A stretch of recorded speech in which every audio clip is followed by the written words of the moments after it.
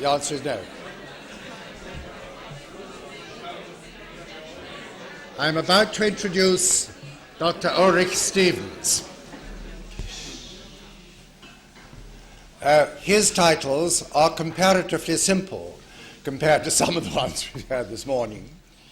And when translated, Dr. Stevens works at the Rhineland office of the Monument Conservation in the state of Westphalia. He's an expert in gardens of the Baroque and has published several books and articles. So, we are now going to hear him talk, as you've got on your program, on garden conservation in East and West Germany to 1989, Nymphenburg and Grossedlitz.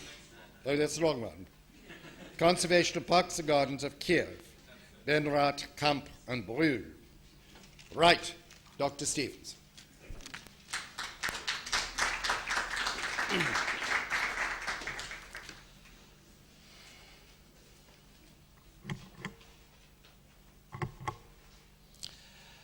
Three of the gardens I want to present to you today represent the big historical territories that formed the Rhenish part of the actual state of North Rhine-Westphalia until the end of the Ancien Regime, when the left bank of the Rhine had been occupied by French troops at the end of the 18th century.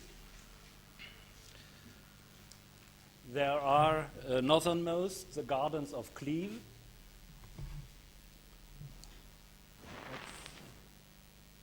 There. In the Rhenish part of Brandenburg, Prussia, then the garden of Benrath, south of Düsseldorf. I can see it better on that map, which shows the whole region on the right. You see only the former Rhine province. And the garden of Augustusburg Palace at Bruhl, between Cologne and Bonn, and the electorate of Cologne. About here, maybe there. The last example I shall demonstrate will be the terrace garden of the Kamp Abbey. It's about there. In the early 17th century, the Duchy of Kleve-Jülich-Berg, a state of medium importance during the late Middle Ages, has been divided. Kleve came to the Elector of Brandenburg, John Sigismund, Jülich and Berg to the Count Palatine, the Brown territory, Wolfgang William, related with the Bavarian dukes of the Wittelsbach dynasty. The light brown area, by the way, is the electorate of Cologne.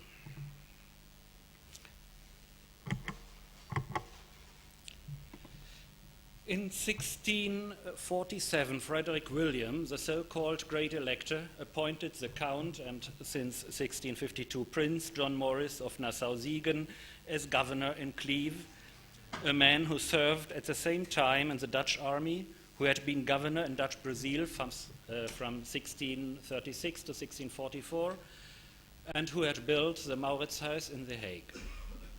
When John Maurice came to Kleve, town and country were devastated by the 80 Years' War between the Netherlands and Spain. 2/3 of the population had died.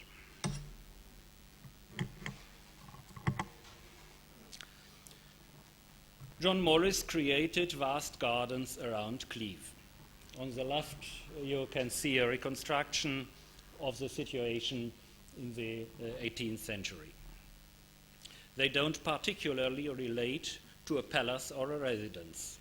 On the contrary, they are already a kind of embellishment of the landscape, almost according to the ideas of this 18th century.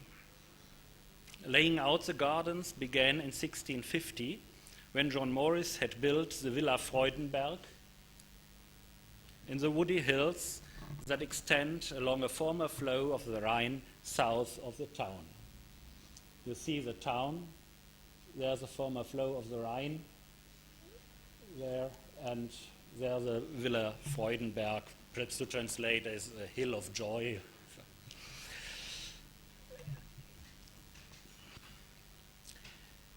The hills were structured by parallel and radial avenues. The lowland by parallel rows of fruit trees, the so-called Galeien.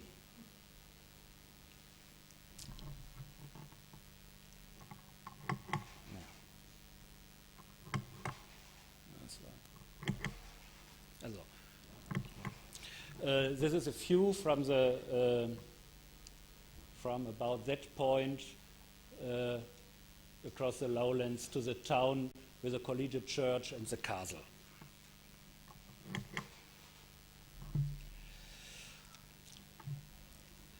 This old deer park was connected with the town by an avenue formed by 4 rows of linden trees, the Nassauer Allee, Nassau Avenue. This avenue, prototype for the Unter den Linden Avenue in Berlin, leads to the towers of the collegiate church. On a half circus in the middle of the avenue stood the Cupid, about here. A monument composed of a culverin surrounded by 4 turned mortars and originally crowned by a harnessed Cupid, an emblem that the weapons and the fire of war rest, that now the god Amor is armed and the flame of love consumes the lover. But the statue was already lost in 1672.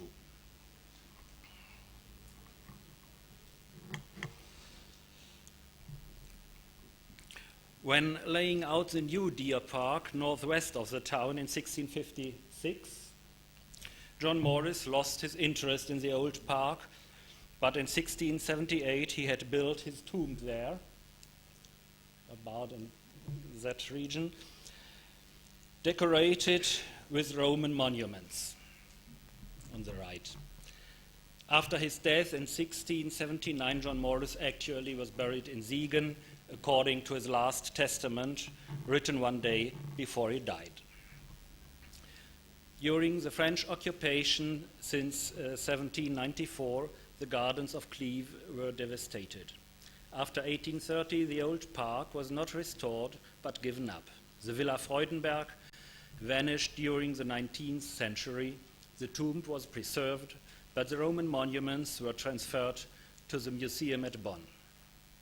In 1979, on the occasion of the 3rd centennial of John Morris's death, the tomb had been restored and got its antique monuments back as copies.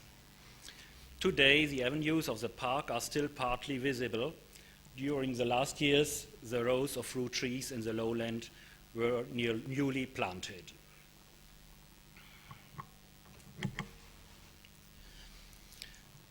The Nassauer Allee was reduced to 2 rows of trees on the occasion of its replantation in the 70s. I hope you can see it on this light dark slide. At the same time, the Cupid was removed from his original place for the claims of traffic. Now it stands at the point where the avenue bends to the gallows hill, crowned by a newly made statue of the 70s. It's difficult to take a photograph for one has in the background always a heaven. There is the statue. Here we have to mention the Lustgarten or Moritz Park. It is situated between the Nassauer Allee and the lowland called Kermistal, and was laid out since 1664 as garden of the residence of John Morris in the castle of Kleve, the Prinzenhof, erected since 1671 following the plans of the Dutch architect Peter Post.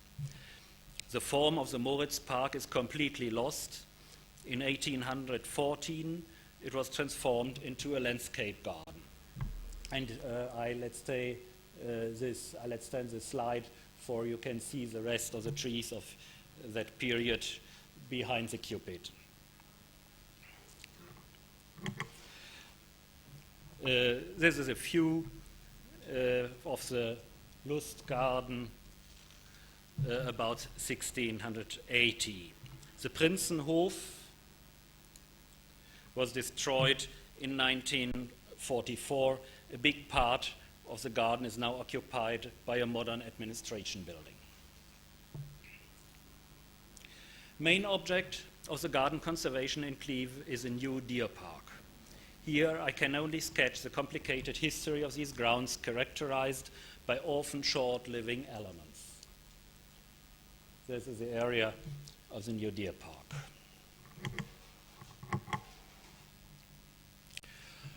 Works began in 1652, and in 1653 John Morris made erect a triumph column in the axis of the later amphitheater, the so-called Iron Man. This is a location, and here a view from the end of the century. The Iron Man was possibly a Roman column crowned by a harnessed figure. The laying out of the new deer park began in 1656, following the plans of the Dutch architect Jacob van Kampen. Main points of the garden are the Springenberg and the Sternberg. Sternberg.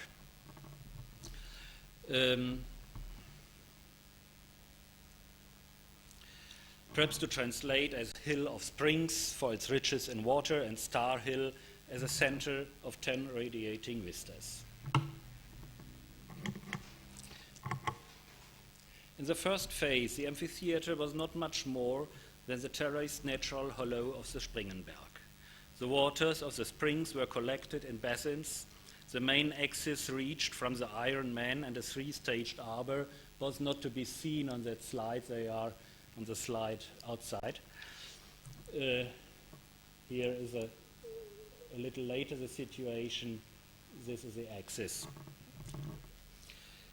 The main axis reached to a seat of honor.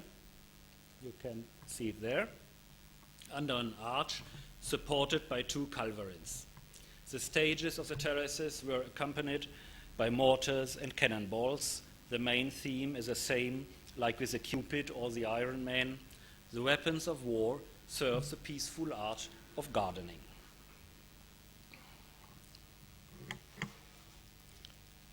In 1657, a semicircular wooden gallery was built. In the main axis, the Fontana Miranda was erected in place of the arbor, a fountain wall decorated with Roman reliefs that made the Italian character evident. Chili pines stood beside and reminded of the Brazilian years of John Morris. You can see, I think, there. Between gallery and Fontana Miranda rose a pavilion. Out of that, Lambert Domer took his drawing after 1660, showing us the Roman fountain below the gallery.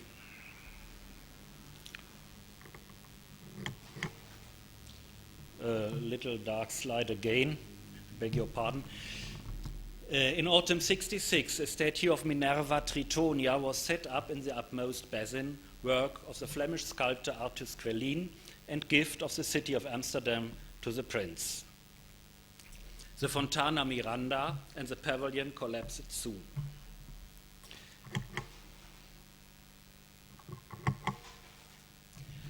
In 1711-12, the gallery of John Morris was replaced by a Baroque architecture that on its part was pulled down in 1827 but has been well documented. A lateral axis with a canal accompanied by rows of linden trees led to the house of the fountain master. At the end, there was situated at the side the Boerendans fountain, the fountain of peasants' dance, I have translated, a construction of rotating water jets. Today, a hedge of hornbeam forms the conclusion of that axis.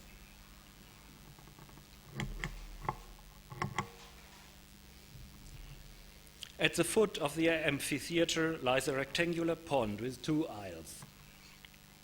From there, lengthening the main axis and flanked by linden avenues, the Moritz Canal extends in direction to the Collegiate Church of Hochelten, in a distance of about 10 kilometers on the other bank of the River Rhine. On the right, a view to Hochelten by Jan van Kal in about 1680.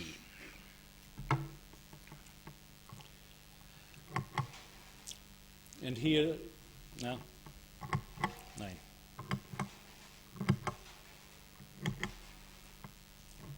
And here the same in some weeks ago, and you can see perhaps the church of Hochelten on the top of that hill.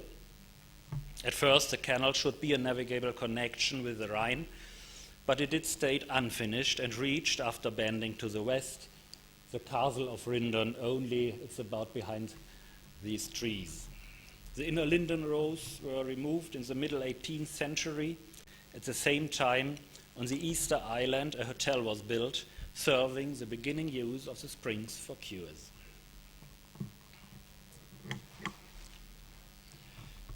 In 1794, as I said, the gardens were devastated. From the statues, only the Minerva survived. Between 1840 and 1850, King Frederick William IV ordered to build the monopteral temple in the axis of the amphitheater and designed the obelisk on the top of the hill.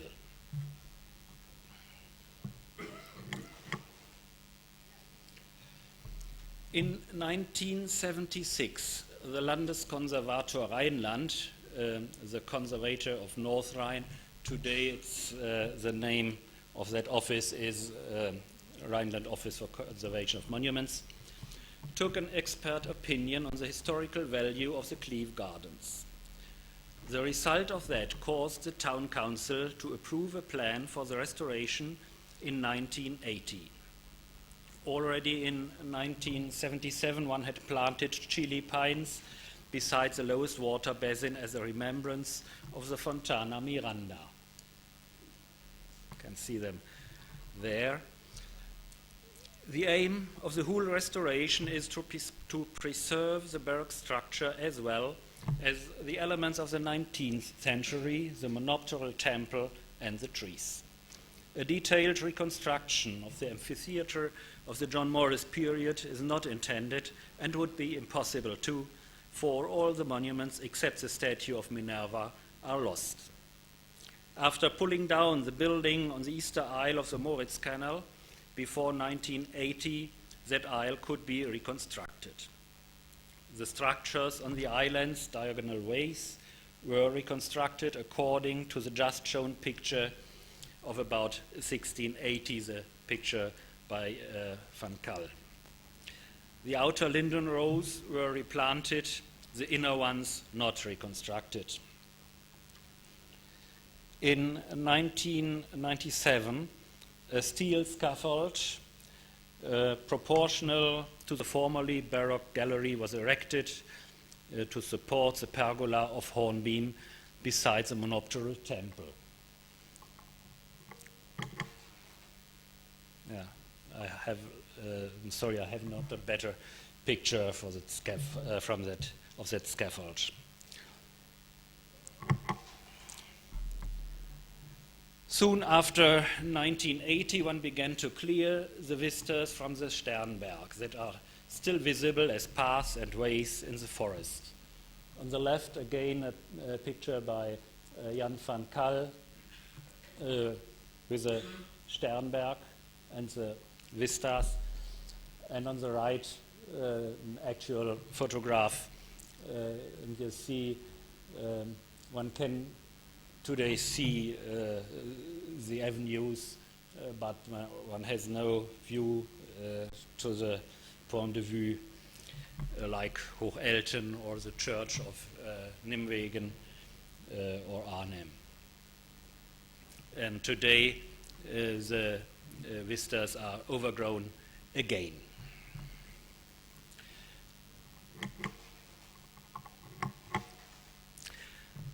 That's to Kleve. The next, Bruhl. Since exiling the archbishops and electors out of the city of Cologne in 1288, the castle at Bruhl, a well-beloved hunting resort of the princes, had been the seat of the electors' government until it came to Bonn during the 16th century. The old castle at Bruhl was destroyed by the troops of Louis XIV in 1689. The restoration started in 1726 under the reign of Elector Clement August, on the left, brother of the Bavarian Elector Charles Albert, since 1742 Emperor Charles VII. Clement August let his architect, the Westphalian Johann Conrad Schlaun, rebuild a palace in the shape of the old castle with its characteristic towers at the edges. A part of Schlaun's invention was a triangular garden east of the palace. In 1728, Clement August sent Schlaun back to Westphalia, and the then ordered new architect, François de Cuvilliés, changed the plan fundamentally. You can imagine Charles Albert asking his younger brother why not to refuse the old-fashioned plan of Schlaun and to give order to a modern architect, in our case, to Cuvilliés. Cuvilliés pulled down the towers and changed the disposition of the whole plan. Above all, he removed the residential apartments from the northern to the southern aisle. According to this, the garden was removed to the south side too. There's the south side, there was the plan of Schlaun's garden, and the residential apartments of Schlaun were in that aisle and came now to the south.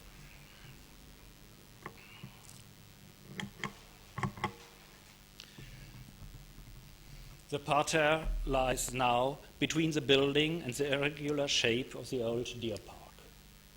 This is the old deer park, and that is a new parterre, and there is a palace.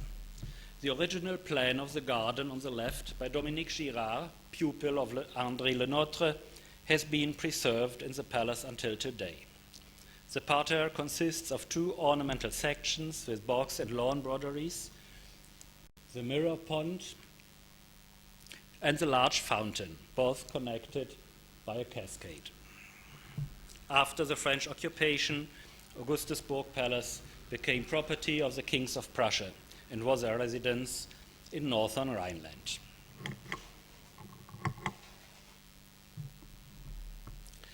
Between 1842 and 1848, the park has been thoroughly restored. Planning and supervision was made by the famous garden architect Peter Joseph Lenné, creator of the garden landscape surrounding Potsdam. On the left, his plan for Bruhl. While respecting the main features of Girard's work, Lenné restored the parterre in a contemporary fashion. For example, the chestnut rose flanking the canal that leads to the former Indian house, Indian pavilion. It's here. You can see the rose. That is a canal today. The chestnut rose were preserved and are still there today. East of the palace,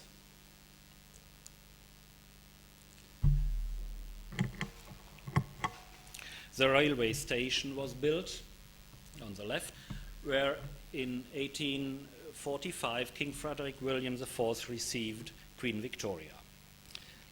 On the right, the view that had Queen Victoria when she stepped out of the train. Since 1919, the Prussian administration of state palaces and gardens took care for the palace.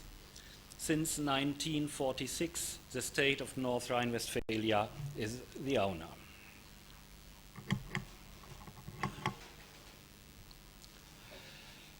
In 1935, Georg Potente, chief gardener of the Prussian administration of state palaces and gardens, wrote that in Germany, from the gardens created during the 18th century under the influence of the French art of gardening, only a few were preserved, for most of them were changed to the taste of the landscape garden. The duty of the conservation administrations would be to present those few gardens according to the ideas of their original design. For the first time in Germany, Potente managed to reconstruct a garden in a strict art historical meaning in Bruhl.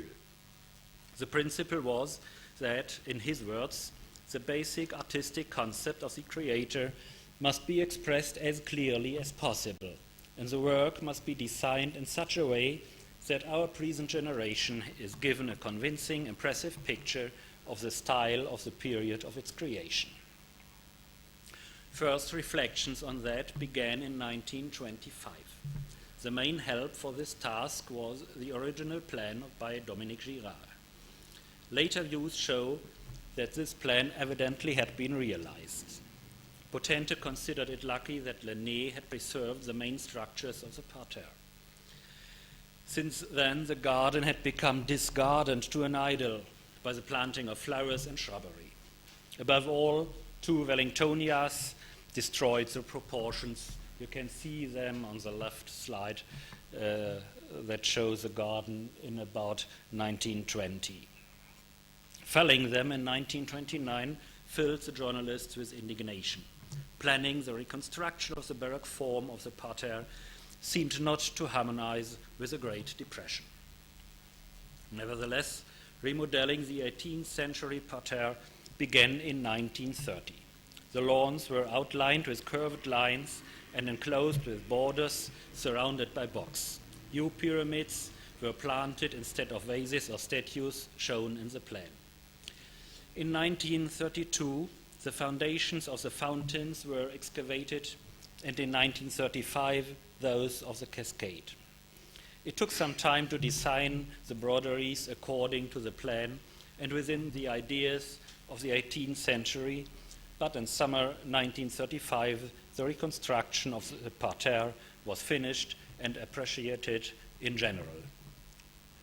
On the right, the parterre after the reconstruction. The fountains in the lateral bosquets were not rebuilt. Following the damages of the Second World War, the park had been devastated by 76 boom hits and the repair afterwards. Since the 70s, a new restoration became necessary because of the aging of the box.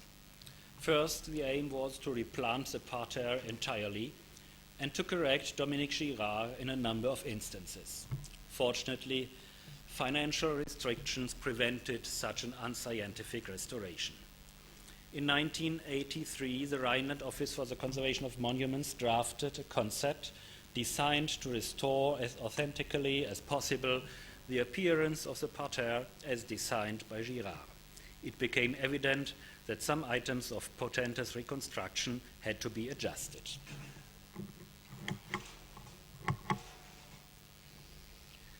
The shading used in Girard's plan unmistakably calls for a donkey's back for the borders, left a detail of Girard's plan that has been made now. In the 30s, the relief effect of the borders had been created by planting the flowers in exaggerated cushions. Further information gave the Girard plan of the Schleißheim Gardens in Vienna's Albertina, on the right, which had been unknown to Potente and had not been published until 1965. It contains the colors of the broderies, whereas the Bruhl plan shows the green only. So it became clear that Girard did follow the rules of Desailliers d'Argenville's Théorie et pratique du jardinage more closely as Potente had thought. Desailliers writes of 1 spring, 1 summer, and 1 autumn set of plants for technical and you can say financial reasons. Bruhl allows only 1 planting in the spring and 1 in the summer, which extends well into the autumn.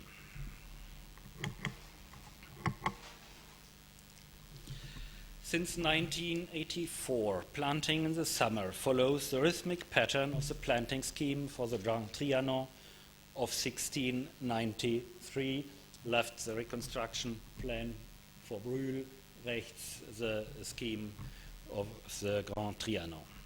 The border is covered with 5 rows of flowers. A row of large plants on the ridge of the donkey's back, flanked on each side by 2 rows of lower flowers, which are arranged in pairs. This requires a total of 13 varieties of flowers. On the ridge, there is a rapport of 5 flowers. In the lateral rows, a rapport of 8 flowers. This rapport of 8 flowers is repeated 5 times before returning to the first combination of all 5 rows.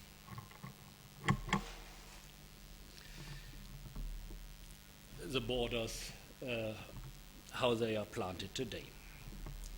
Despite the evident rhythmic pattern, this creates a very animated, animal-like picture with no trace of being enforced.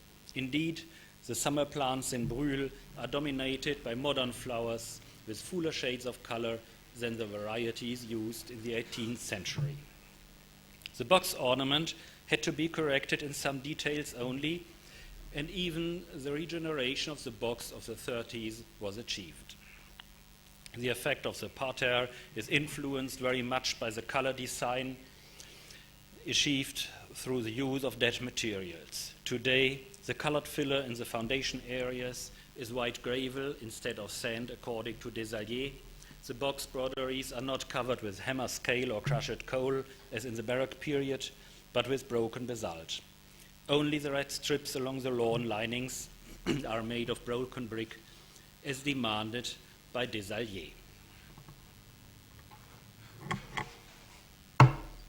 The linden avenues along the sides of the parterre originate largely in the 18th century. Then they had a rigid architectural form as arched walks, which were cut precisely to the shape of an arch. Left a detail from a view about in 1780. During the French occupation, cutting had been neglected, so the crowns grew taller.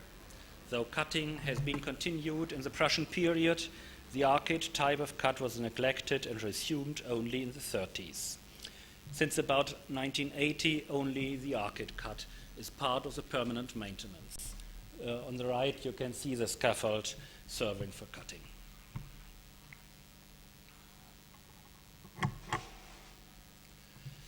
Finally, with Bruhl let me remark on 2 items. The fountains in the bosquets lateral to the parterre,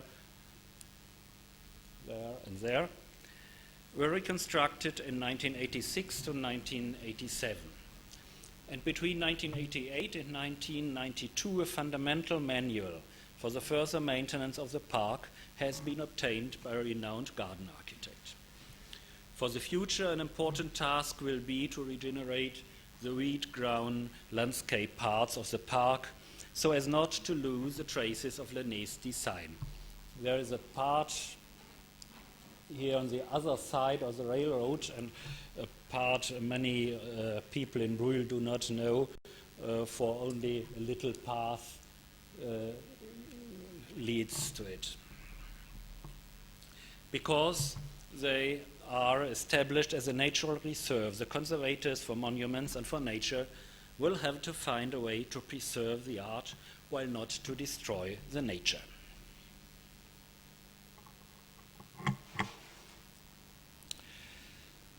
I come to Benrath.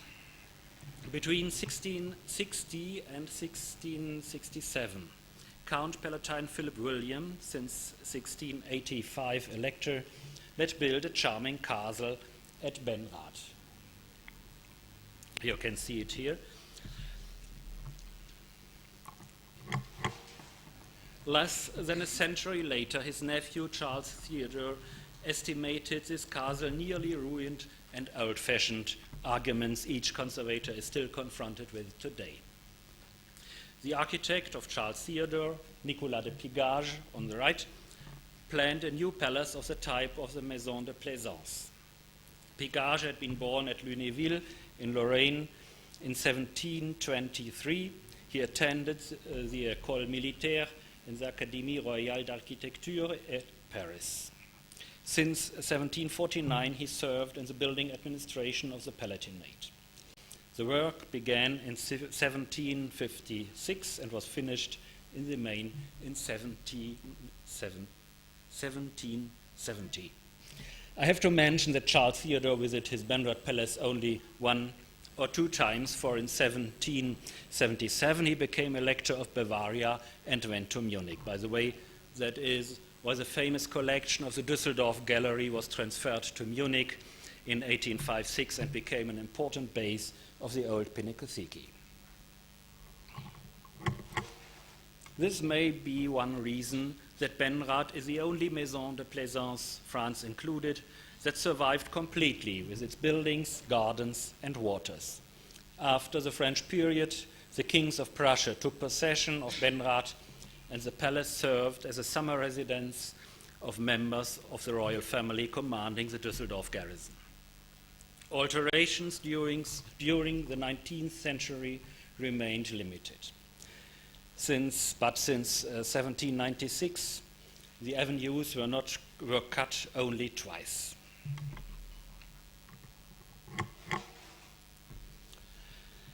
The banks of the ponds and ditches were left to be overgrown according to landscape gardening. For the same reason, some trees were planted close to the buildings and along the surrounding ditch. In the castle pond, an aisle was laid out. You see the aisle and the overgrown banks here, and on the left a view about 1840 that shows the trees close to the Cour de Logis. But the essential structures and substance were preserved. Only the Moritz garden, south of the old castle, had been given up in 1890. That is a part not to be seen here, but is about there. That's very dark on the right. During the 60s, the borders of the ponds and the balustrade at the castle pond were restored. You can see it on the mirror pond on the left, the new borders, and if you have a very sharp view, you can see the balustrade at the pond on the right. The aisle and the trees close to the Cour de Logis were preserved. In 1911, Benrath should be sold. There exists a plan to fill the park completely with so-called summer villas, but the streets in the form of the paths of the park. But fortunately, the garden has been saved, for the then community of Benrath bought buildings and gardens completely. In 1929, Benrath was incorporated the city of Düsseldorf, which is still today owner of the palace.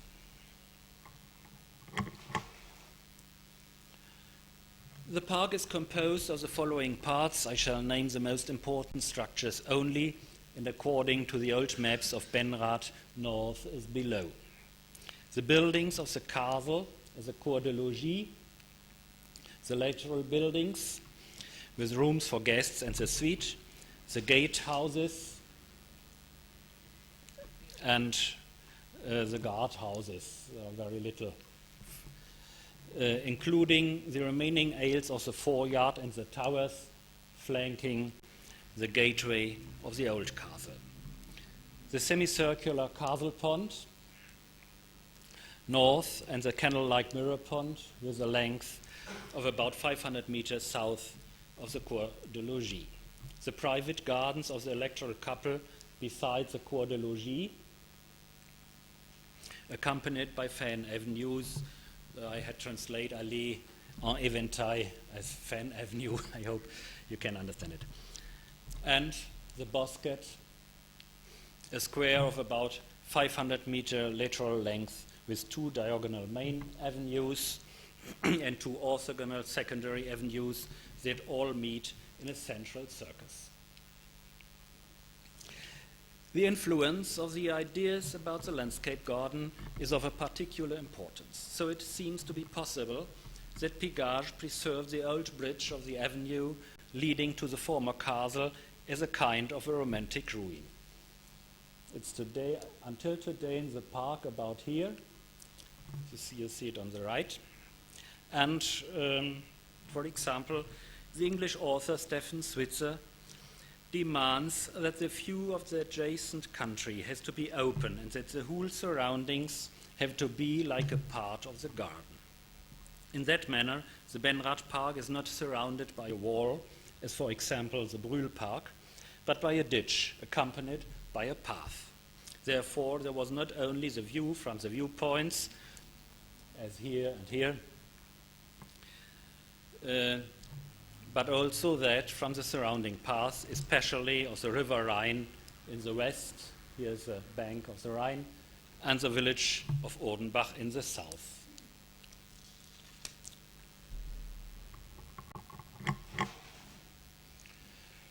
From the beginning of the 20th century, the surroundings were spoiled by building activities. Today, it is not possible to have a look at the river Rhine from the west side. This is on the left, the viewpoint in the southwest edge of the park, and you see the river Rhine, but from the following path along the west side, you have perhaps a view on the tennis lawn on the right. The south side only remained open until the 70s, when a housing project was planned there.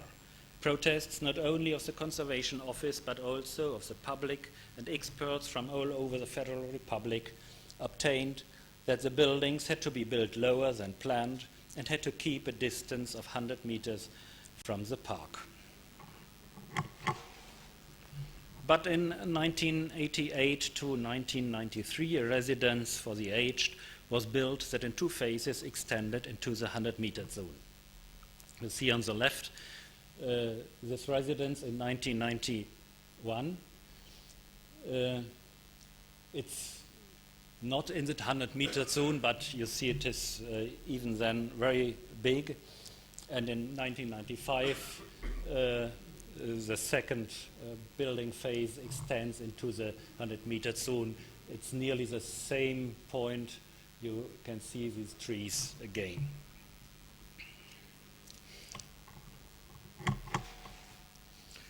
A special problem for conservation is the dealing with the fan avenues of linden trees. During the 19th and 20th centuries, they were grown out to cathedrals of trees which had got their own beauty. But the trees were damaged by the forked branches.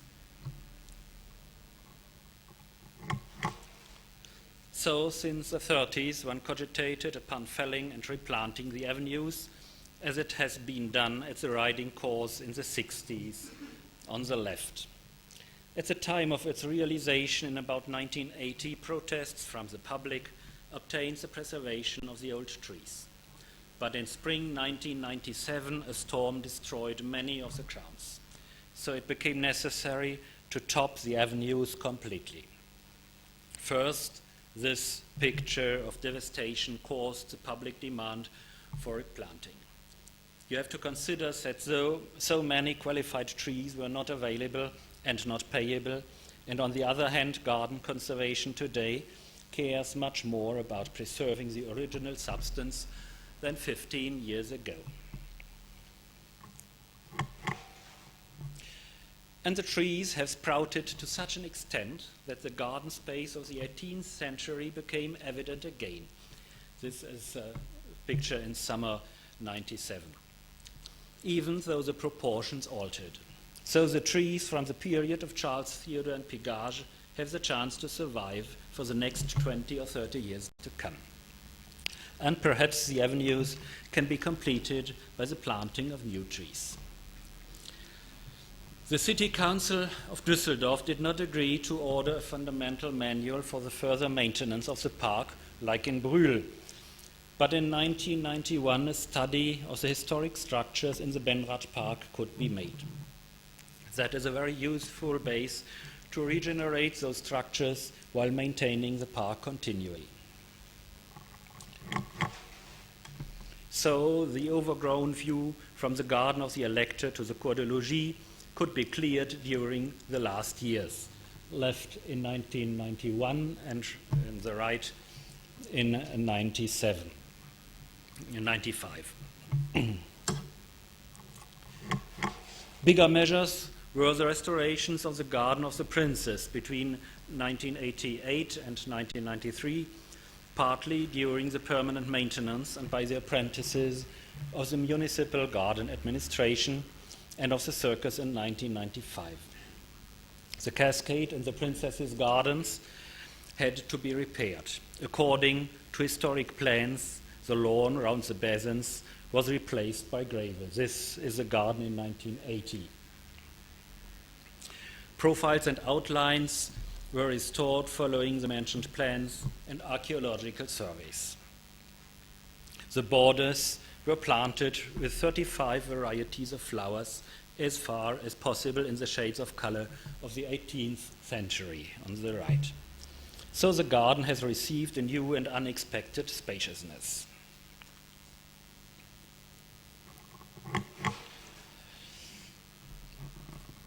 The crossing paths as a later alteration of the circus were abolished in 1995. These paths crossing the circus, and that's the circus today.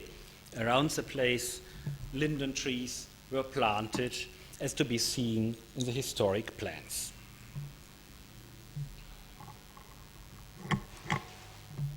And finally we come to Kamp. Kamp was founded in 1122 as the first Cistercian abbey in Germany. It is situated at the border of a hilly country. In the middle 18th century, Abbot Franciscus Daniels on the left got to build a terrace garden on the slope below the monastery. The terraces step down to a parterre that ends in a pond. There's the monastery, the terraces, the parterre, and the pond. A map of 1750. In the main axis, the terraces swing back, and some fountains and in the pond an aisle are axially situated. The garden overlaps the course of the Fossa Eugeniana.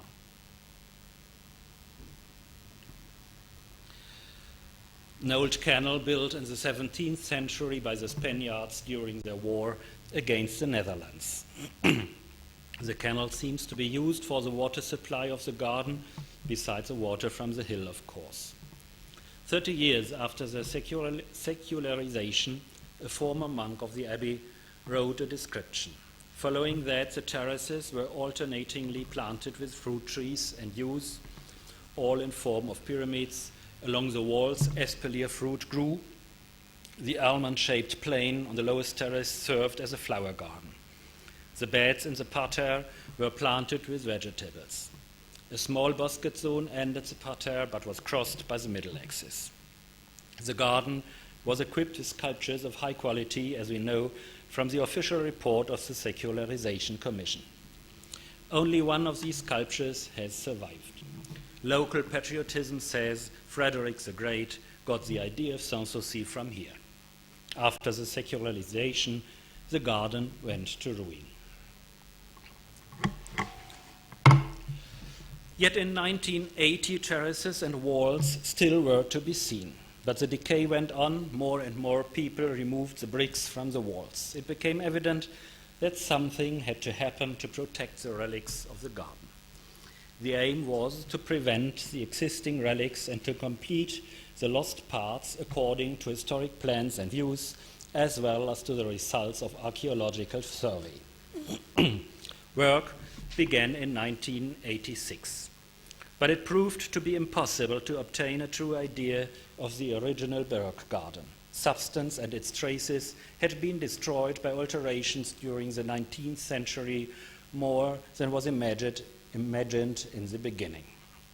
Above all, the existing substance turned out to be too ruined for to be used in a reconstruction.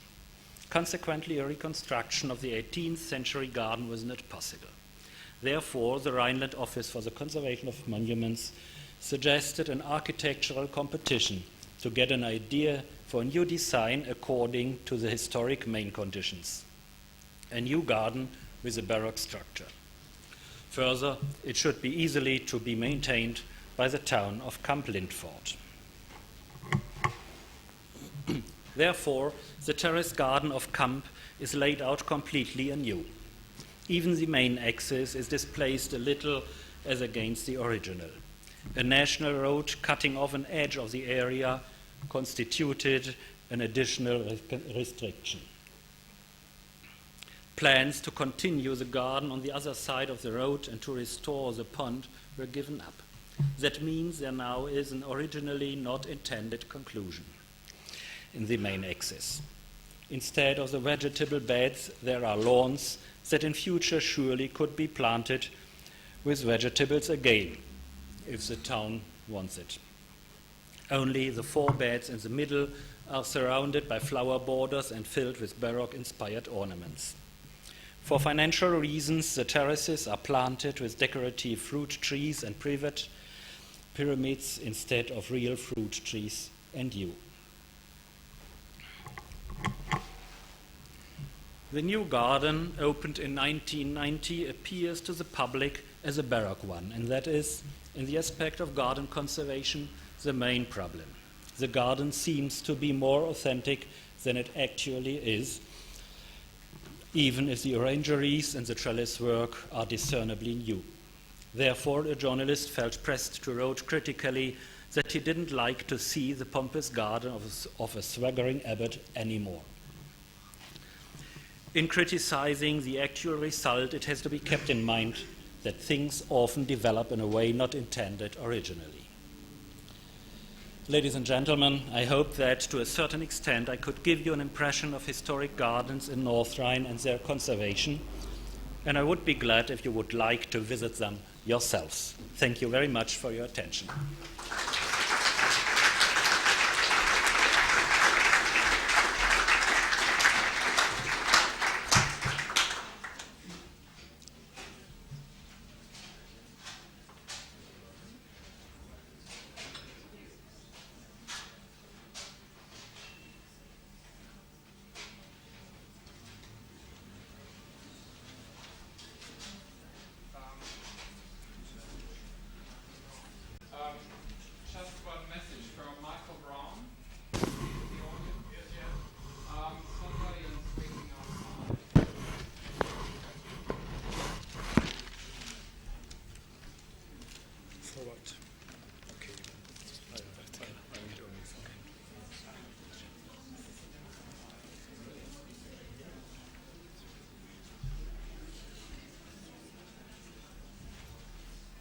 Now we have Herzog, who works for the Bayerische Verwaltung der staatlichen Schlösser. What is that called? The Gärten in See. Bavarian administration of state-owned castles, gardens and lakes. He is responsible for the restoration of the gardens of Nymphenburg and Schleißheim in Munich, and is also involved in the garden restorations in East Germany before 1989. Thank Now you. we'll hear all about it. Thank you. Can we... Yes.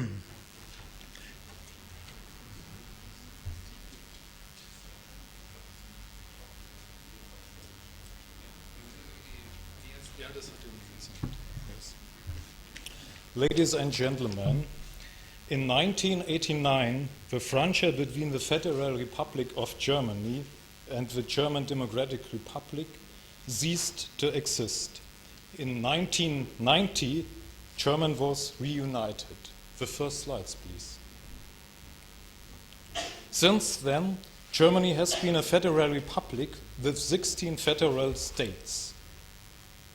These federal states have their own parliaments, own governments, and in certain cases, own jurisdiction. The cultural politics are the responsibility of each individual federal state.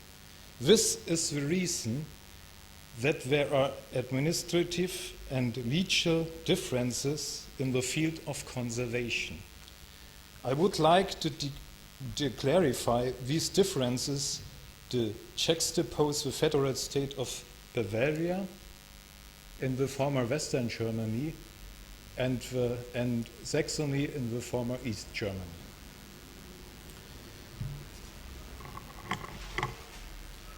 Bavaria, with its capital Munich, and Saxony, with its capital Dresden, had similar historical developments. Both were originally states of prince-electors, and both were transformed in 1806 into kingdoms. Both royal houses, in Bavaria the Wittelsbach and in Saxony the Wettin, had to abdicate in 1918 as a result of the revolution. Nearly all of the royal estates, consisting of palaces, gardens, and other properties, were confiscated from the newly founded free states of Bavaria and Saxony. For the administration, the scientific research, and the conservation of this heritage, the Bavarian state created the Bavarian Administration of State-Owned Palaces, Gardens, and Lakes in 1918. This institution has existed since without interruption. Its organizational structure is seen as exemplary among the conservation offices in Germany. The Bavarian Administration of State-Owned Palaces, Gardens, and Lakes is an authority under the direct supervision of the Bavarian Ministry of Finance. This authority is based in Munich and consists of 5 departments: General Affairs Departments, Real Estates Department, Museums Department with restoration workshops, Building Department with restoration workshops too, and Garden Department with several regional offices with their own workforce in charge of the care and maintenance of the parks and gardens. In Saxony, in 1952, the administration for the state-owned palaces and gardens was dissolved as a result of the abolishment of federal states in East Germany. Consequently, the palaces and gardens had to be cared for individually by the relevant communities. After the re-establishment of the federal state of Saxony in 1990, the administration of palaces was also re-established. In contrast to Bavaria, this is not an independent organization. The administration of palaces of Saxony is only a department of the State Office for Finance. The task of this office is mainly to pay the wages of the employees of the state of Saxony. The administration of palaces consists of 5 departmental sections: section of general affairs, section of law and real estates, marketing section, garden section, and museum section. The building department is not a part of the administration of palaces as it is in Bavaria, but is externally represented by the state building administration. In Germany, different organizational structures are found in the state garden administrations. There are also differing conservation laws in each state. All German states have their own laws for the protection and care of cultural monuments. Gardens as monuments are, however, treated differently in each state. The Bavarian Conservation Law of 1973 defines in its terminology that gardens are built monuments. The Saxon Law of 1993 defines in the chapter the objects of conservation, works of garden and landscape design. The broadest definition was given in the Law for the Preservation of Monuments of the East German Democratic Republic in 1975. In its text, it was described in detail monuments of landscape and garden design, such as parks and gardens, cemeteries, fortifications, and avenues. At present, in the individual states, there are so-called monument lists, in which all monuments are listed. This includes, of course, all listed gardens. The map, excuse me, the map of Saxony shows those objects which are in the care of the administration of palaces. The map of Bavaria shows a selection of objects which are in the care of the Bavarian administration of state-owned palaces, gardens and lakes.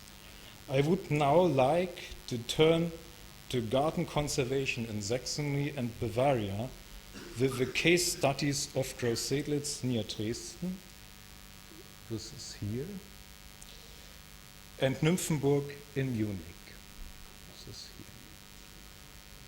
I should mention that I was responsible from 1976 until 1983 for the care of the Baroque garden of Grossedlitz, and since 1990 care for, among other gardens, for the palace gardens of Nymphenburg. Now to Grossedlitz. In 1719, Count August Graf von Wackerbart acquired the manor of Sedlitz. Wackerbart, in his role of Minister of Building, was one of the most influential people in the court of Augustus the Strong, the Prince-Elector of Saxony and King of Poland. Wackerbart planned to use Grossedlitz for his retirement. The young architect Johann Christoph Knöffel designed the plan. In the center of the garden was a palace with 3 wings. On both sides of the central axis were symmetrically laid out gardens. As a special feature, a valley which was perpendicular to the central axis, this is the valley, was integrated in the garden design. The building work started in 1790, and the palace, the upper orangery, and parts of the garden were being built. Augustus the Strong fell in love with the extraordinary topography of the site.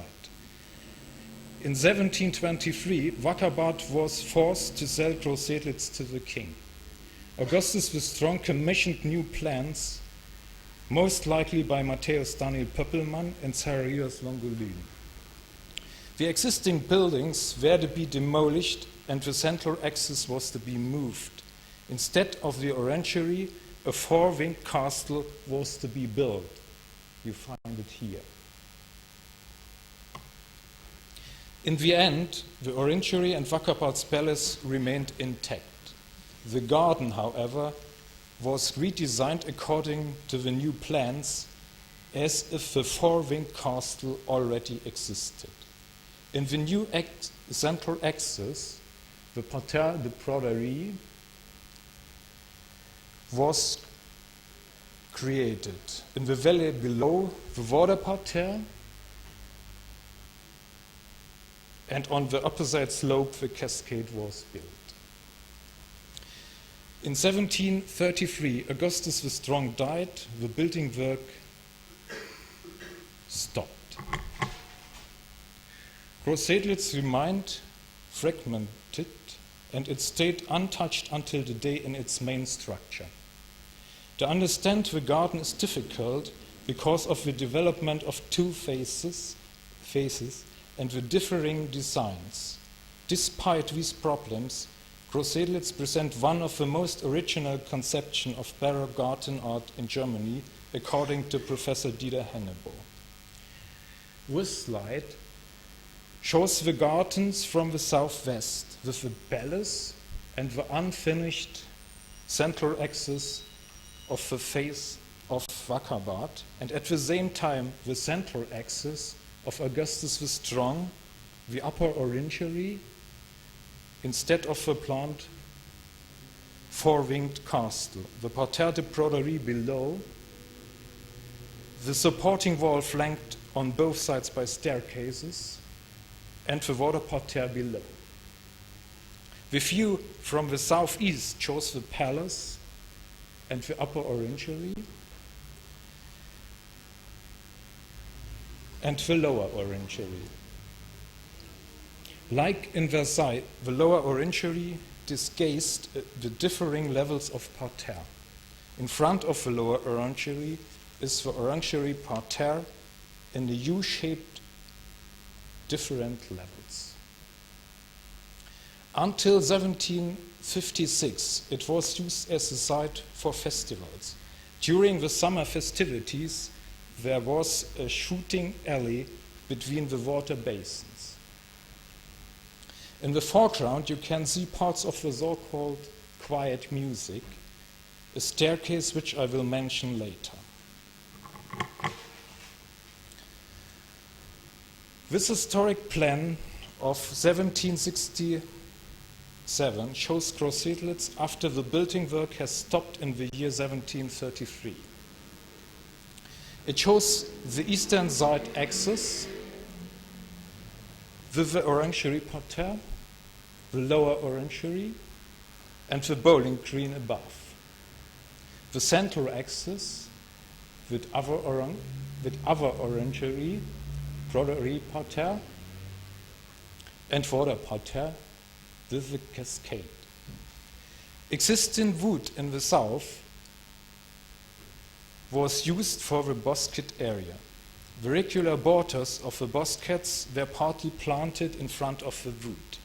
This part of the plan shows both hedge areas planned in an axial symmetry with circular basins at the end of the cascade. The following photograph shows the view from the north to this situation. North is north.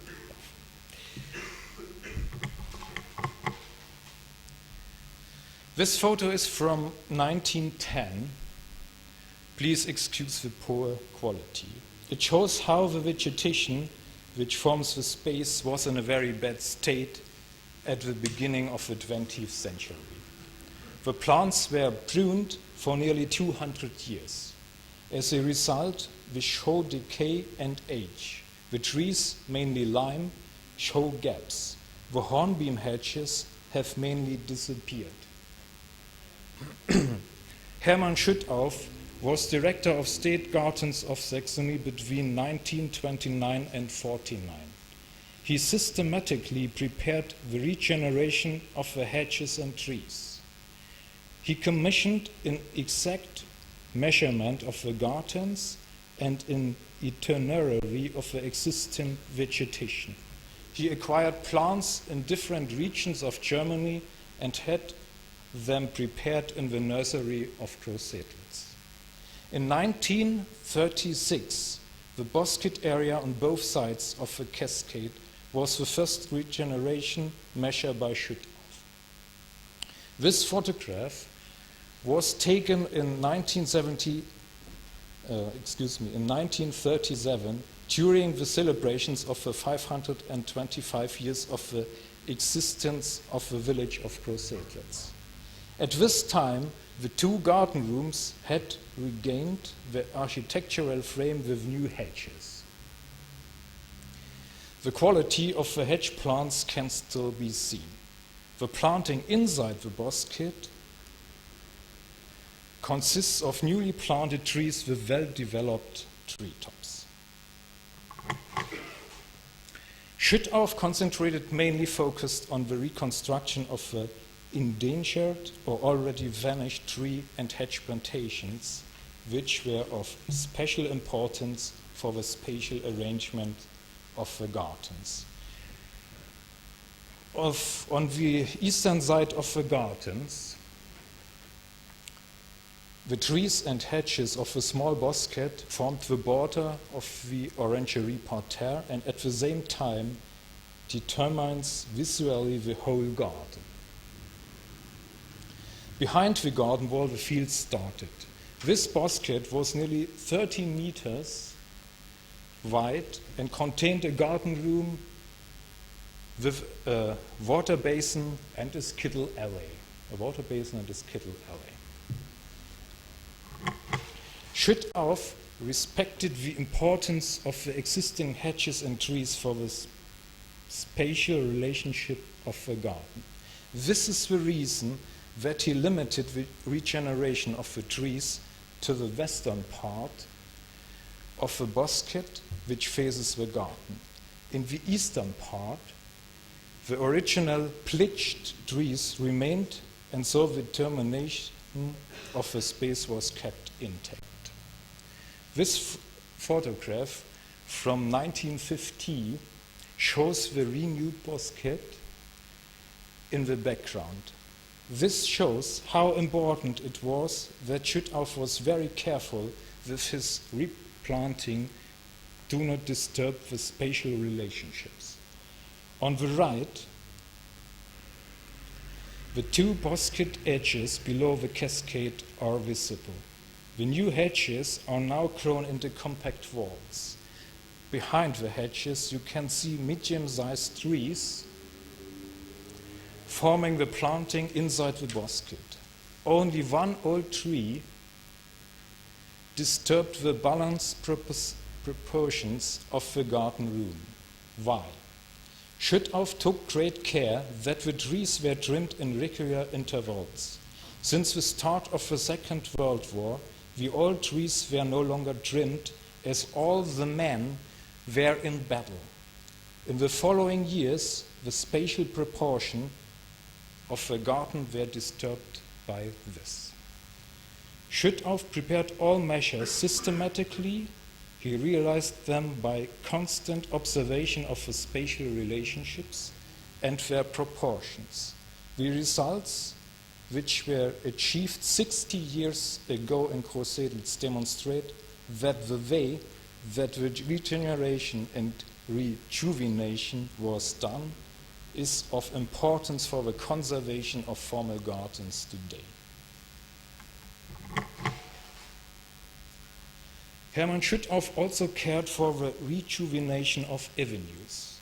In this context, the so-called Skittle Alley, a horse chestnut avenue in Pillnitz near Dresden, must be mentioned.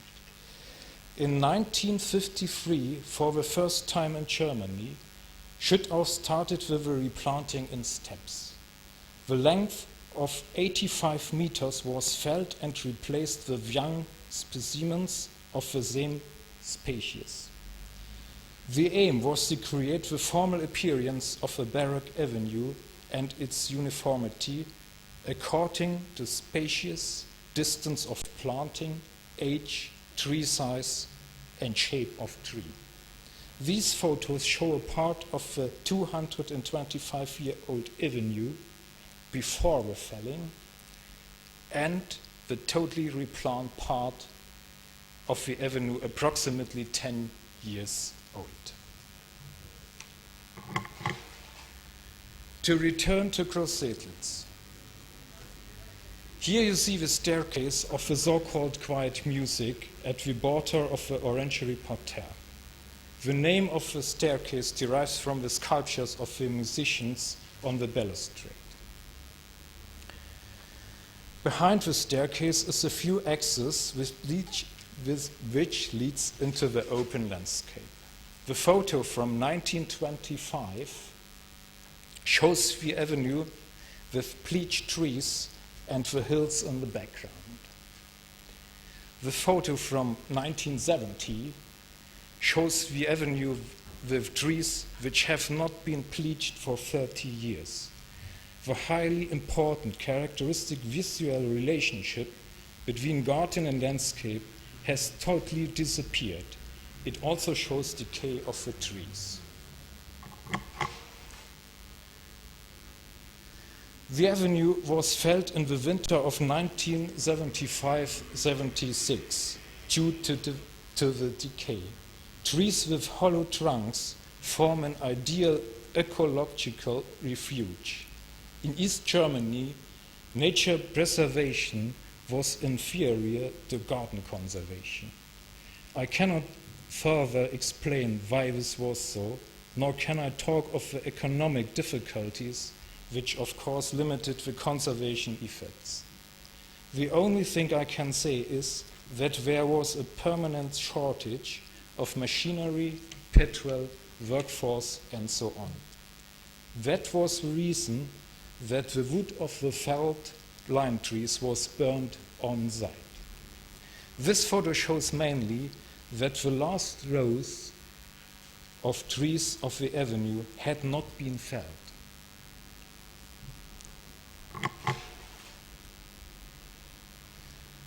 The inner part of the avenue was kept so that the spatial appearance of a bosquet in the area of quiet music was not interrupted by a big opening.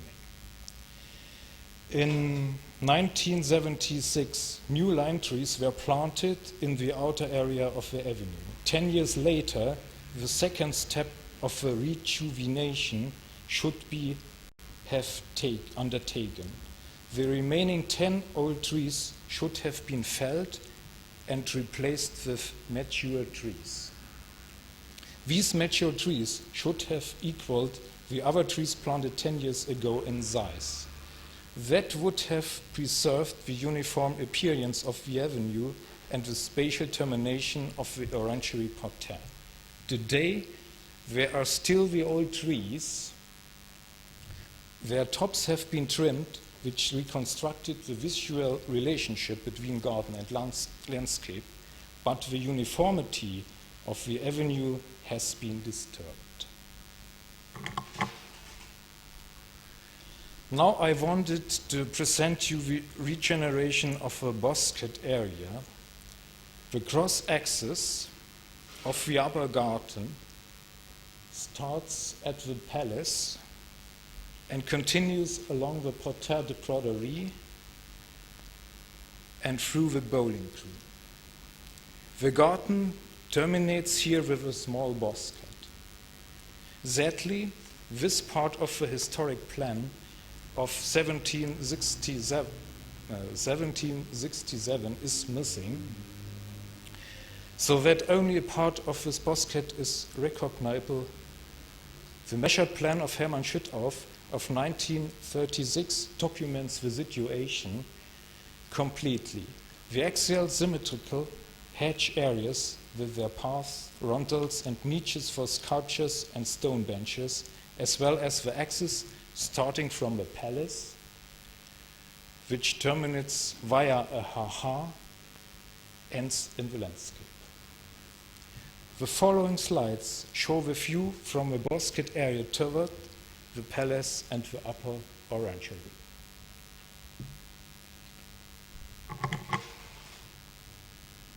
On the left side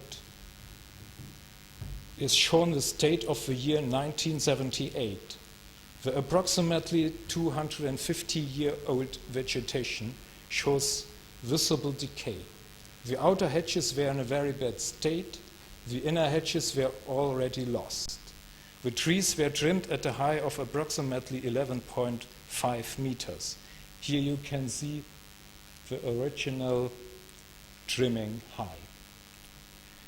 As mentioned before, the treetops were not bleached since the Second World War. The trees were extremely unstable and had become dangerous for the park visitors. All vegetation was uprooted in the winter of 1978-79. The soil was improved and partly exchanged. In the spring of 1979, the replanting started. The right-hand slide was taken immediately following the planting. It clearly shows that such a regeneration measure is drastic. However, I dared to write in 1979 in an article, a contemporary formal appearance can be achieved in the relatively short time of 20 years if the care is appropriated.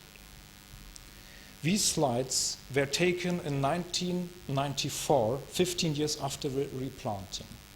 The same species at the same location was used, lime for trees, hornbeam for hedges, and despite the fact that there was not the best plant material available in East Germany, the formal appearance was nearly regained in 15 years. The stereometrically trimmed hedges have reached their height, which is the height of the garden sculpture. Behind that, there one can see the tree top of the trees within the bosquet, which for the moment do not need to be trimmed. What consequences has such a regeneration measure to the spatial relationship of the garden? Here is a view from the bel etage, the upper floor of the palace, over the Parterre de Broderie and the bowling green, toward the bosquet on the eastern side of the garden. The situation in 1978 was as follows. Because the trees have not been trimmed, they are approximately twice as high as originally intended. The spatial proportions inside the gardens are extremely disturbed. Most importantly, the visual relationship between garden and landscape has been totally lost. As I explained earlier, Hermann Schüttauf has only rejuvenated the inner part of the bosquet on the east side of the orangery parterre. In contrast to that, we were able to rejuvenate the whole bosquet. In this case, there existed a spatial termination outside the garden wall. It consists of fruit trees and a no longer bleached lime tree plantation parallel to the view axis.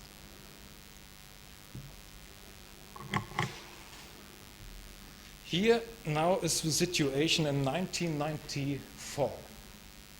The replanted bosquet borders the eastern part of the bowling green. The trees of the plantation inside the bosquet have nearly reached their optimal height. In future, they will be trimmed to a height of 11.5 meters as before. The view axis was reopened in 1993. It clearly shows that the spatial visual concept of the garden never integrated all of the surrounding landscape, but only certain elements in the view axis. In this case, the hills opposite.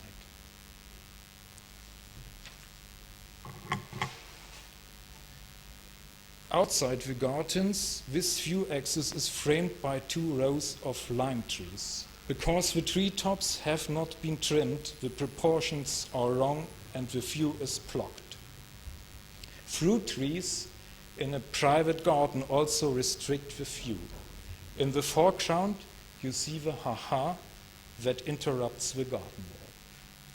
My colleague, Roland Puppe, who is now in charge of the gardens of Grossedlitz, has not felled the trees of the 18th century. He wants to preserve the original part of the gardens as long as possible. The treetops were trimmed in 1993 to bring them closer in shape to the original form. The original height of the trees was 8.5 meters. Because of the difference in height of 3 meters between these lime trees and the trees within the bosquet, the perspective view from the garden is enhanced. The private garden has been acquired and the fruit trees were felled. The remaining electricity pole in the center of the view axis will hopefully be removed one day, but that will be a very long struggle.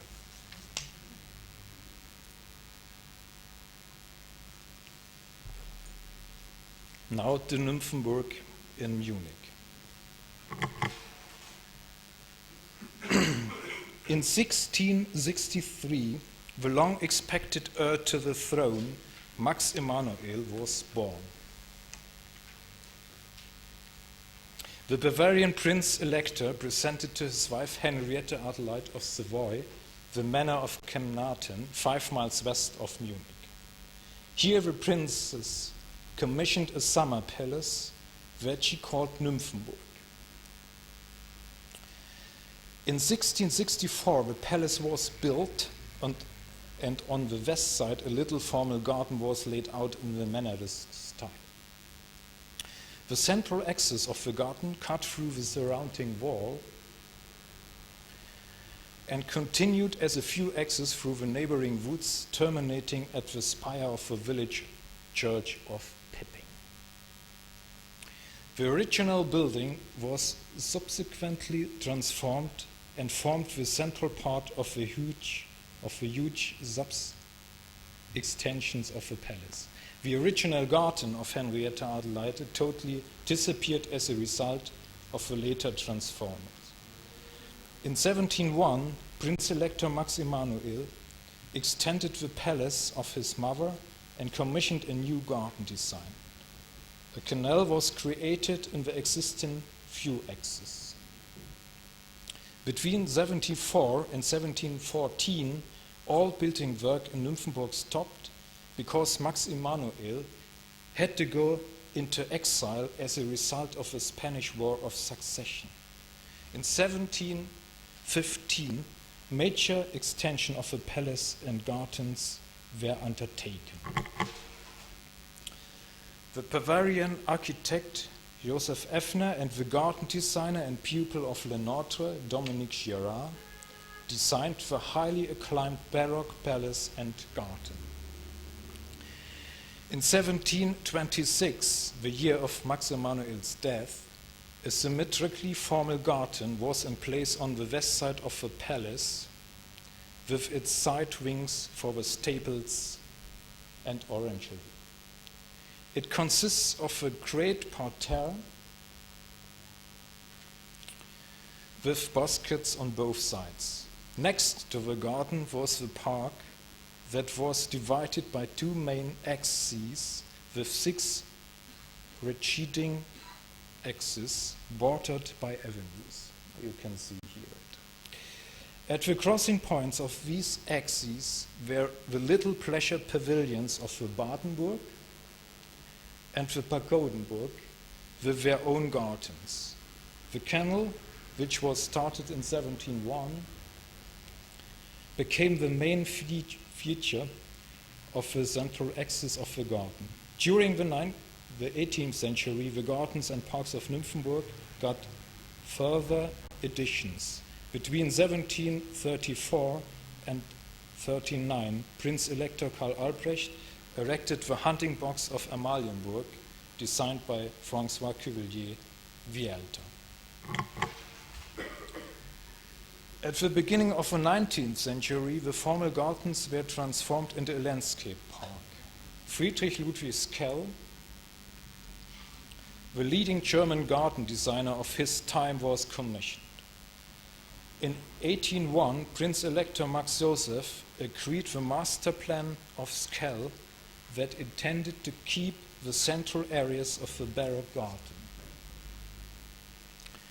and its main axis consisting of the central canal and its avenues and the simplified parterre in front of the palace. Between 1804 and 1823, Sckell supervised the transformation of the gardens, initially in the southern and later in the northern area of the extensive park. The start of the changes were documented in the Bavarian survey map of 1809 in the area of the Badenburg. The already executed Great Lake, with its 3 islands and a peninsula with a circular temple. The first serpentine paths outside the original axial avenues, you can see here it, and the use of the diagonal axis of the Baroque garden to create a garden room. Sckell created garden areas with differentiating wooded backdrops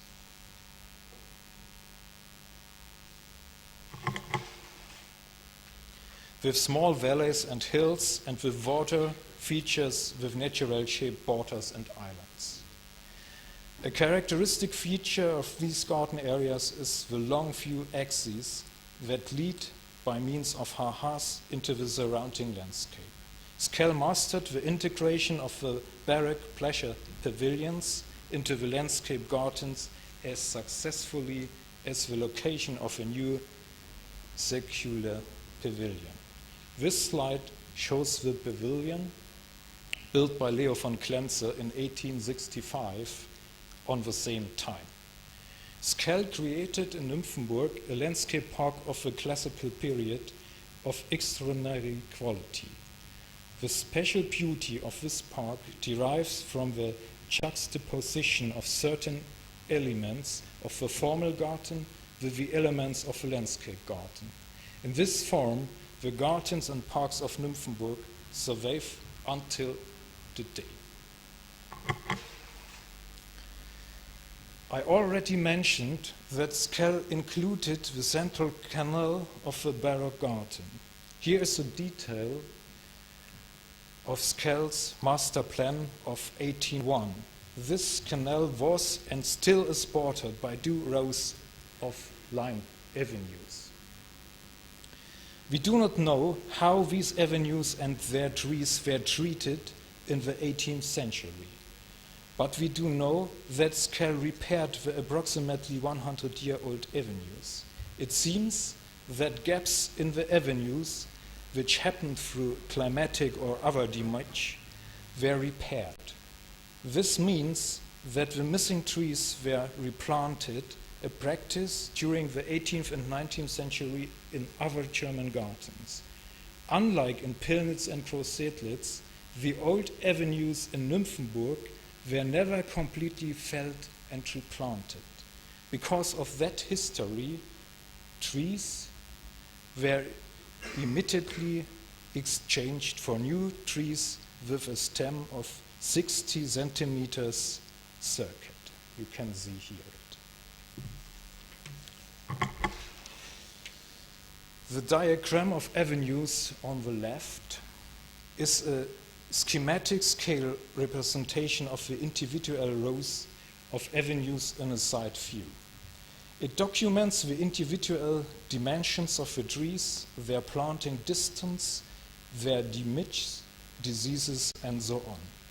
This research was undertaken in 1991, and it showed clear differences according to tree height, tree top diameter, and stem circuit, mainly because of the differing ages of the trees.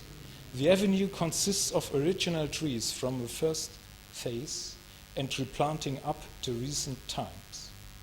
Despite its inconsistent tree material, the 2 avenues fulfill their function as shaded promenades for the park visitors and as a spatial edge to the central canal.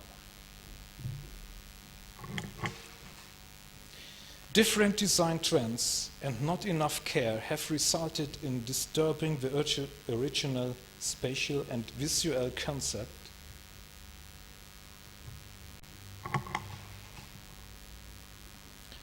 and its vegetation. In 1900, for example, shrubs were planted in front of the designed wood borders. Christian Bauer, who was director of the administration of state-owned palaces, gardens and lakes between 1952 and 66, had the shrubs removed. This created the original design of Skell. In the 1960s, Christian Bauer introduced the term Parkpflegewerk, that means park management plan, into the work of garden conservation. He created a system to establish the management plans, looking at the formal aspects, the content, and at the same time the practical application when dealing with landscape gardens. However, Bauer followed the fashion of his time, the so-called creative conservation. He was of the opinion that in some cases one should follow one's own sense of beauty and meet the new demands of the users. This opinion does not meet the criteria of conservation nowadays, which are based on the Venice Charter and the Charter of Historic Gardens of Florence.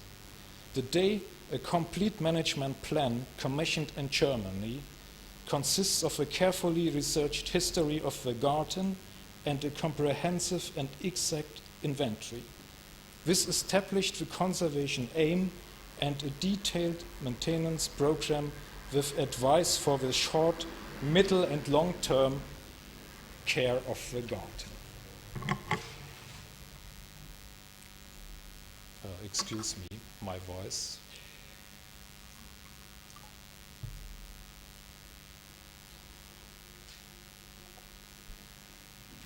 An extremely valuable, authentic document for the garden conservation forms the measured plan of the park of the year 1832.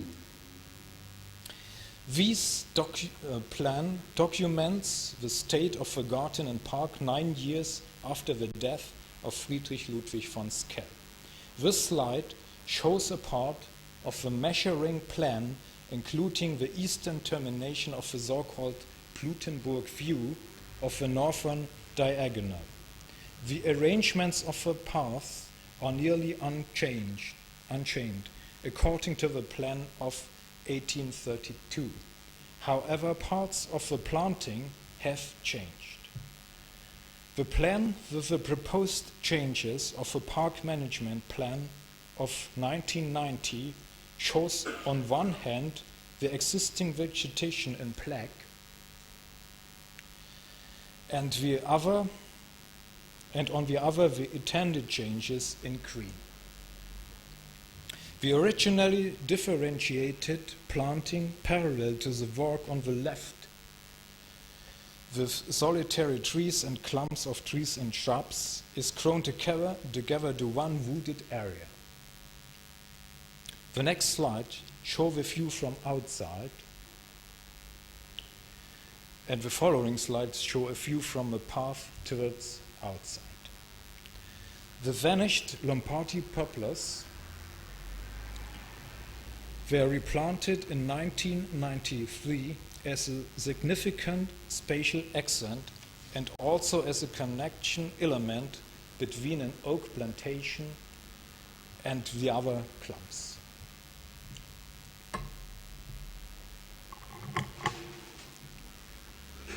The gardens of Nymphenburg are situated on the so-called Munich gravel plain. This soil condition is ideal for the growth of ash and Norway maple. Over the years, the eradication of the seeds was neglected, spreading beyond the existing borders. In the winter of 1996-97, all inconvenient trees were felled and the overgrowth of shrubs, Symphoricarpus albus, corrected. The tree clumps and solitary trees were restored according to their original appearance of the plan of 1832 and consequently according to the management plan of 1990. Through these measures, the garden area could be restored to its original boundaries and the tree borders could be reshaped and differentiated. You can see here. For the appearance of the park, the shape and arrangement of the wooded areas along the view axis are not of sole importance. Of same importance is their appearance when seen from a path running through these wooded areas. The path runs through an enclosed, relatively monotonous and unexciting wood in quotation marks. Through felling in the winter of 1996-97, the wood was partially opened up. In other areas, the shrubs were planted up. From this path, one can see again the meadow of the Nymphenburg view and the plantations on the other side. Along the path, one can experience again a constantly changes series of landscape pictures. The ground modulation was made visible again after the overgrowth outside the wood edge was removed. I want to show you the importance of eradication, the overgrowth in the landscape garden with another example. Starting at the Nymphenburg Palace, Sckell created a landscape with prominent earth modulations. The so-called Löwental, that means Valley of the Lion. Over the years, the wood edges were grown beyond the intended lines of Sckell. The mounds undulations and hollows were partly covered with shrubs and trees. You can see here. During the winter months of 1995 and 1997, felling and clearing took place to restore the original situation.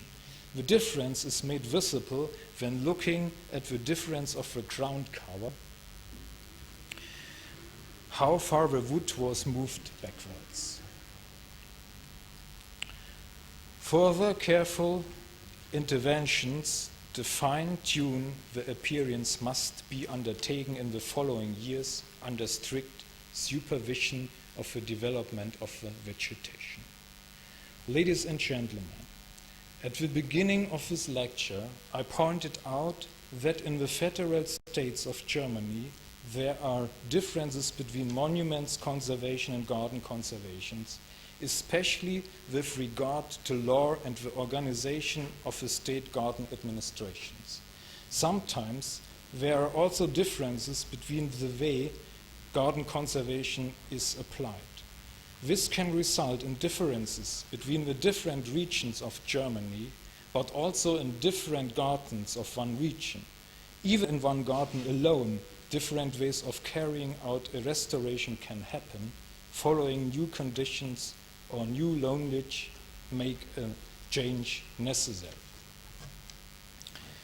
These differences could be the result of financial, technical, or ecological pressures on the one hand, and the qualifications and the opinions of the experts in charge, the number of people who are involved in the execution of the conservation and their knowledge.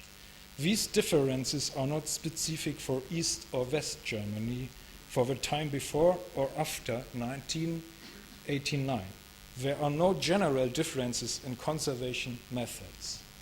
The professional work of garden conservation in Germany is based, of course, in international criteria as formulated in the charters of Venice and Florence.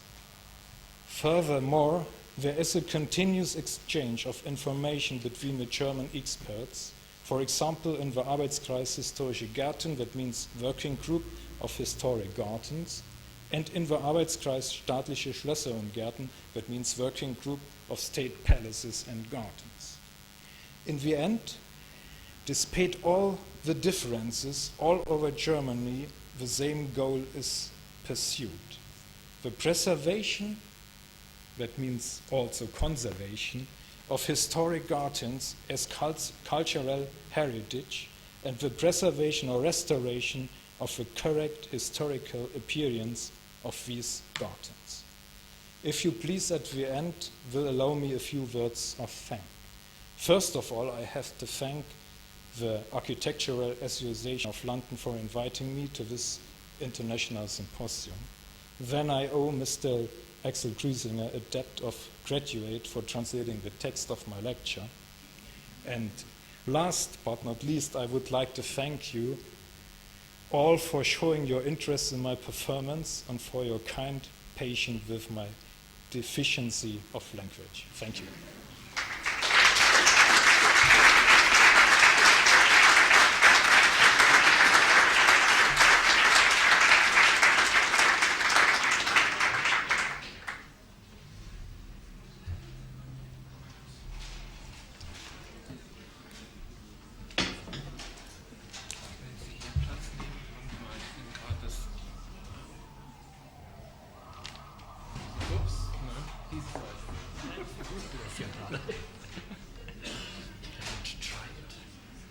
Very fascinating contrasts and comparisons, I think, with what's going on in England.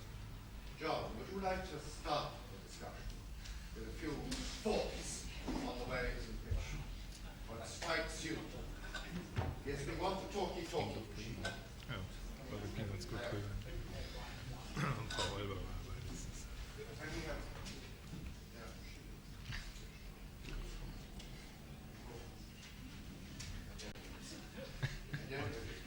Bin ich auch gut in der Zeit geblieben. Well, because you had experience. I think what I've been prompted to ask really is about the whole very fascinating matter of replacing avenues, the conservation of historic avenues. And it seems to me that there is a case for almost every possible, imaginable way of going about it. And that these vary from totally removing and replacing, perhaps even 3 avenues deep, the whole set piece, as it were, right through to the very interesting example that you showed at Nymphenburg of the steady replacement accretions, it were, with new, which we have an example of in the trust. And you could only find this out actually by doing as you did, which is to analyse it, isn't it? And it's a very interesting way of going about it. And it's a question really of deciding what criteria you use to decide on which way you go about things, isn't it? And it seems to me that in some circumstances people jump for the total replacement without thinking the thing through. There is an advantage, I think, in old gardens looking old and remaining looking old. And the difficulty with putting, with total replacements, total restorations, is that they, again, look new, or that element of them looks totally new. And so there should be an assumption towards retaining what exists. But there are all sorts of issues, aren't there, like nature conservation. There was a very celebrated case with Windsor Park of the royal household wanting to take down trees of great nature conservation value, even though they were old pollards, which were there and of great importance. Now that's a factor which has got to be taken into account. So it seems to me like most things, you've got to look at the total significance of what you've got there, not just the historical significance, which may have, and the whole historical significance, not just the one period, but the whole development of that garden, and then all these other elements into it as well. Not least the view you get when you take it down, which is the gasworks or the pylon right at the far end of the view, which is quite a factor. You've got to think about how things have changed since the 17th century. War das jetzt eine Frage oder war das ein Statement? Beides. Was wollt ihr denn eigentlich wissen? Welche Kriterien? I was very interested in the lime avenues, which have regenerated so well. Perhaps you'd like to comment on that, because Well, you cut the lime avenue right back, a huge avenue, and cut it right back to the trunk. Well, It seemed to go wonderfully. Well, I think today one should preserve the original substance, even if the shape is not the same like in the 18th century. Of course, there is often a problem with the surroundings, and we saw it with the electricity pylon in Grossedlitz. In Benrath, we have almost we have the same problem for the only axis that extends into the distance is built up with roads and railways. There is planted trees with light green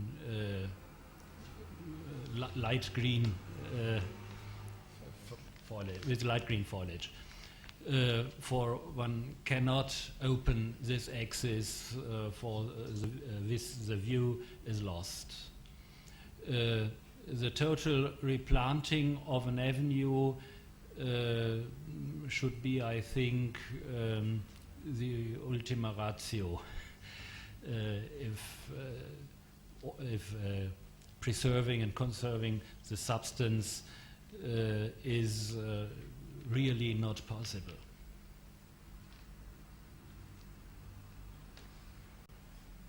Also ich kann es nicht in Englisch. Ist das? Ja, okay. I'm helping a bit. Also ich denke, das kommt immer auf den Zustand des Gartens drauf. It always depends on the state of the garden and what shape the garden is. So wie Grossedlitz, wenn die Originalformen des 18. Jahrhunderts vorhanden sind, dann kann man dieses machen. A garden like Grossedlitz, where the shape of the 18th century is more or less preserved in the main bones, then you can do that. And I think he showed that it was done very sort of step by step and in a very sensitive way. So, und die Pflegepraxis in Grossedlitz und zum Beispiel Herrenhausen, wenn man die Akten genau liest, zeigt, dass konstant nachgepflanzt worden ist, immer wenn Lücken waren. The history shows in Grossedlitz, in documents, and also, in Nymphenburg, but also in Herrenhausen, which is another great example of an 18th century, late 17th century Baroque garden, more or less intact. That it always was replanted. There was a continuous replanting.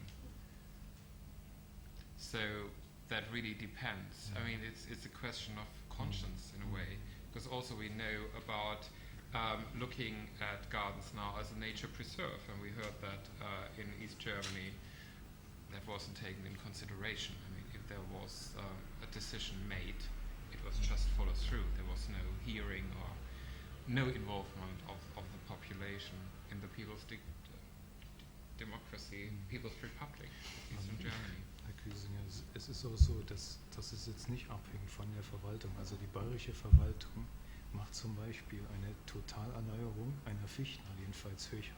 Right. Das ist It doesn't. It is in each garden. It's different. Even the same department responsible for several gardens. People are in charge of the individual gardens, and they come up to different conclusions. Like, for example, in the quite famous Rococo garden in Pfalz-Höchheim, which has so-called woodland. It has different parts, but that's the woodland. There is a fir avenue which has totally disappeared and has been felled and replanted, and that created quite 3 years ago, and because they saw no other possibility to keep it alive. But what I think personally is the problem with avenues is always, what is the end of the avenue? Also, what is outside the park, and we saw that in Benrath, is that we all look now at the preservation of the gardens of the parks proper, but what is happening around? And there is still very little care taken in Germany. For example, Pfalz-Höchheim, an example, it's a beautiful Rococo park outside Würzburg in Franconia, in a valley, in a beautiful situation with vineyards around, and disaster struck. First in the 19th century, they built a railway line alongside the park, but that was okay. You only could hear the noise, but visually it was no intrusion. But then with the new trains introduced in Germany, and we just heard about a disaster they built a new railway bridge at the end of the park, perhaps 500 meters away. And it's not only an ugly concrete construction running really on the 4th floor level of an ordinary house. It's not just going straight. No, it's going in a quarter circle around from one tunnel to the other tunnel. And I first realized it when I was sitting in the train and said, that must be Pfalz-Höchheim. And I was shocked. I was really shocked. I was close to pull the brake. And make everybody aware about that disaster. There was no outcry in public. It was just decided. It was an act of the politicians, of the uneducated politicians, I must say. So, but perhaps that goes a bit too far. But what is beyond the avenue? What do you see? What is being revealed? And I think the good example in Grossedlitz was that the original intention in the 20s was really to be very subtle and to gradually reshape, replant in a long-term action. And I think that's nowadays also the problem. Parks get more and more an event, a destination for tourists. So things have to happen rather quickly. And long-term aspects, of course, are taken into consideration. But at the same time, there are other agendas to finish the work in time for an opening, for a election, for quite obvious reasons. So I think, yeah. But I personally think it has not enough done, or not enough attention is given to surrounding areas of historic parks and what you see and what is being revealed. You were mentioning 100 meters sort of border after which you could do whatever you want and within that limit that's okay. In France the limit is 500 meters away from either the monument historique itself, that's the building. Would it be a park or a site inscrit from the border of the site? What is it in this country or in Germany? You were mentioning that the laws were different. Or is it just a question of distance, or is there sometimes a question of view and vista? Wie ist es in Sachsen und Bayern? Gibt es da irgendwelche Gesetze? Man hat das, also Sachsen bezieht sich ja noch auf die alten DDR-Verhältnisse. Und da war im Denkmalpflegegesetz der Umgebungsschutz drin. Und wir haben für Grossedlitz formuliert, in den Achsen bis zum Horizont. Right. For the example of Grossedlitz, they are still following the laws established in during the time of the East German Republic. And there was a special clause about the surrounding areas. And for the axes, there was until the infinitive. So that means you couldn't disturb the axes. So what happened to the electricity mast? That electricity pole was done before the law was. Perhaps that was one of the reasons the law came into existence. Und die anderen Flächen, die sind an bestimmte Höhenlinien gebunden gewesen. And all the other areas were sort of dependent on heights, different height levels. Topography heights. Yes. Topographical heights. Where we got stuck by Nymphenburg, we're in the middle of a great Baroque layout. They managed to contrive an extremely interesting landscape park. Now, had we had our friend Mr. Bruhl, all that Baroque there would have disappeared. Yeah, can you think, you're both a continental and a Britisher, where there are other examples of that sort of thing happening? Because it seemed to me a marvelously intriguing solution to the coming landscape, but retaining your essential Baroque Braun hat gesagt, Barock muss renoviert canals, werden oder was? buildings, etc. They're all look happy within the new structure. Ich war erstaunt, wie viele Elemente regelmäßig anbringen lassen.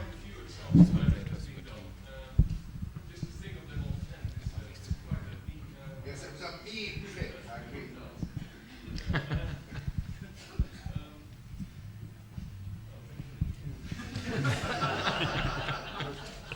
It seemed almost like the Grecian valley in stone left in the full valley. You should have given me some time for this one.